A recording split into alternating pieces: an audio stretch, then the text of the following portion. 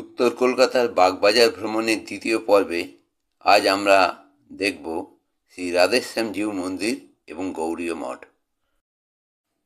Circular rail ধরে এলে বাগবাজার স্টেশনে নেমে সেখান থেকে বেরিয়ে দুর্গাচরণ মুখার্জি স্ট্রিট ধরে কিছুটা এগিয়ে গেলেই বাম হাতেই পড়বে এই মন্দির।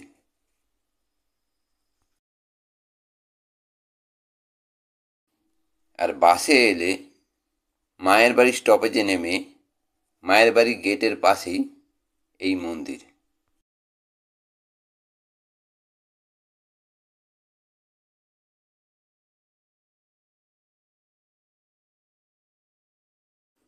বাইরে প্রবল বৃষ্টির মধ্যেই আমরা প্রবেশ করলাম মন্দিরের ভিতরে। গর্ভগৃহের সামনেই সুবিস্তৃত সুন্দর বাঁধানো চত্বর। তবে পূজারী যেহেতু পূজায় ব্যস্ত ছিলেন, তাই মন্দির সম্পর্কে বিশেষ কোনো তথ্য পাওয়া যায়নি। যদি কোনো দর্শকে এই মন্দিরের ইতিহাস সম্পর্কে জানা থাকে তাহলে অবশ্যই কমেন্ট করে জানাবেন, জানার আগ্রহ থাকলো।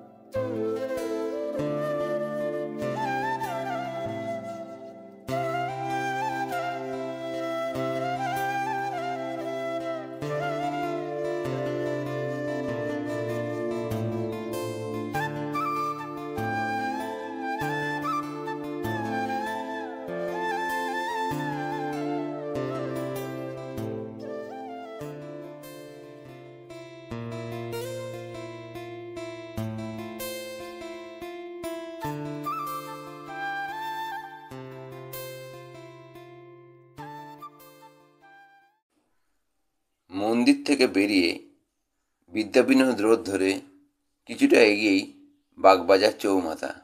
সেখান থেকে ডান দিকে বাঁক নিয়েই এই গৌড়ীয় মঠ।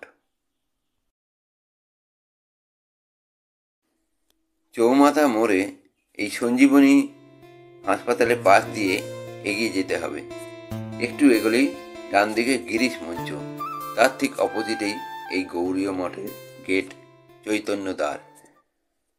চৈতন্য দ্বার দিয়ে প্রবেশ করে সামনেই বিশাল গৌড়ীয় মঠ। শ্রীমৎ ভক্তি সিদ্ধান্ত সরস্বতী ঠাকুর 1914 সালে পিতা ভক্তিবিনোদ ঠাকুর এবং 1915 সালে দীক্ষাগুরু গৌরকিশোর দাস বাবাজি মহারাজের দেহাবসানের পর কৃষ্ণ ভাবনাকে বিশ্বের দরবারে ছড়িয়ে দেওয়ার জন্য কলকাতায় চলে আসেন 1918 সালে। সেই সময় উল্টোডাঙায় একটি ছোট ঘরে থেকে তিনি তার প্রচার কাজ শুরু করেন। পরবর্তীতে তার এক গুণমুগ্ধ ভক্ত বাংলাদেশের বরিশাল নিবাসী শ্রী জগবন্ধু দত্তের আর্থিক অনুকূল্যে বাগবাজারে এই মঠটি প্রতিষ্ঠা হলে তিনি সেখানে চলে আসেন 1930 সালে। জীবনের অন্তিম 6টি বছর তিনি এখানে থেকেই তার কৃষ্ণ ভাবনাকে বিশ্বের দরবারে ছড়িয়ে দেওয়ার জন্য প্রচার কাজ চালিয়ে যান।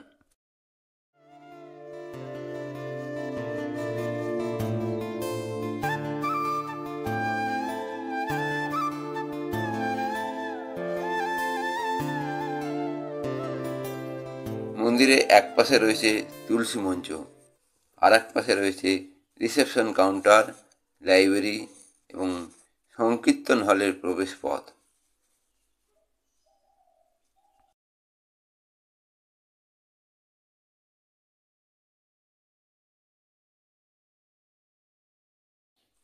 সংকীর্তন হলের পাশেই রয়েছে জুতা রাখার জন্য সুবন্দোবস্ত। 2019 সালে এই মঠের পাশেই চৈতন্য মিউজিয়াম তৈরি হয়। মিউজিয়ামে প্রবেশ মূল্য 50 টাকা এবং মুভি শো 30 টাকার বিনিময়ে দেখে নেওয়া যায়। মিউজিয়ামে চৈতন্যদেবের জীবনের নানা ঘটনা মডেলের মাধ্যমে প্রদর্শিত হয়েছে। সংকীর্তন হলের পিছনেই রয়েছে ওয়াশরুম।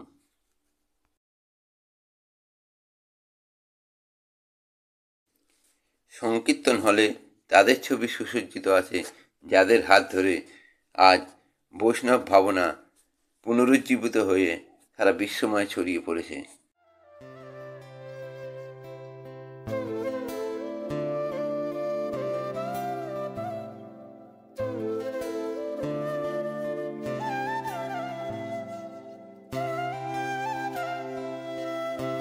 আগামী জন্মাষ্টমী উপলক্ষে মন্দির পরিষ্কারের কাজ চলছে।